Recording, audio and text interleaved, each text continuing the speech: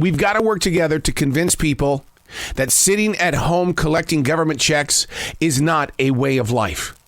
That with your EBT cards, everything like that is not a way of life. We need to use each and every one of our own gifts given to us at birth and get this generation moving forward. I realize that the times are tough.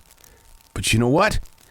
Up there in the future, your kids with their kids, it's going to be worse if we don't start moving now. Unplugged because we will always say yes to creativity. Totally uncut because we all make mistakes. So turn it into a tool. This is Arroe Unplugged. This is Stream Thinking, the power of now.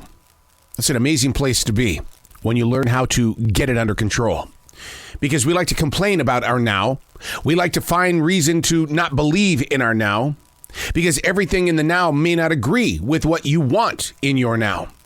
Learning to trust free-form writing. The best decisions that you are going to make are happening in your now. And you've got to learn how to own your leadership. Here's how I practice it.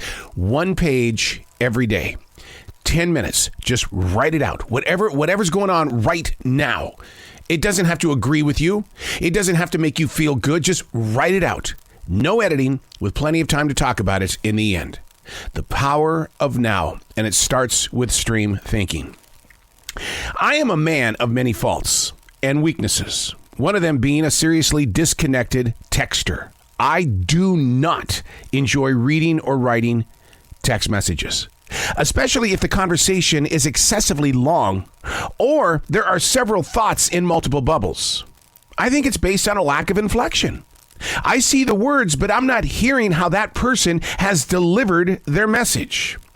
See, the problem is me. My creative mind makes up the noise, and if something doesn't feel right, I'm always going to react in ways that the original writer didn't mean. I mean, it's like my daily writing. Only I hear the intended message. A reader might think I'm depressed, angry. I'm an old man, a curmudgeon of sorts.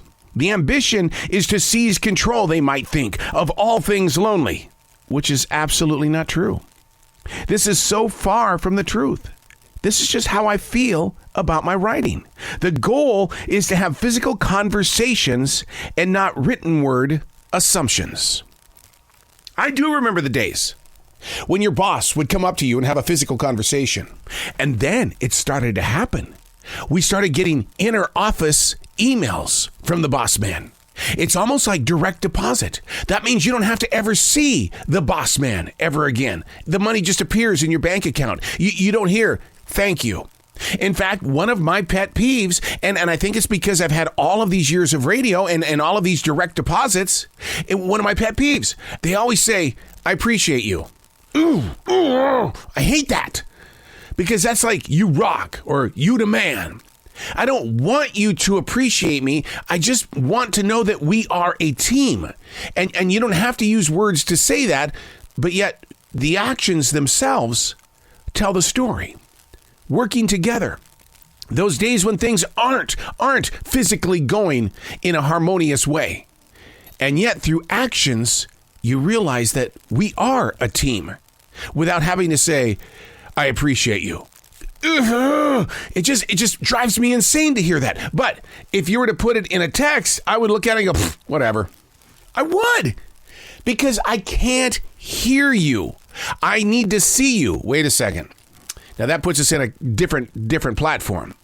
Because people are endlessly on their smartphones talking to people like George Jetson and his family. It's like they can't keep their eyes off that screen. I don't want to have a conversation with you on my smartphone. And the reason why is because I get it. I see you. I can hear your voice. I can see your expressions, but I can't smell you.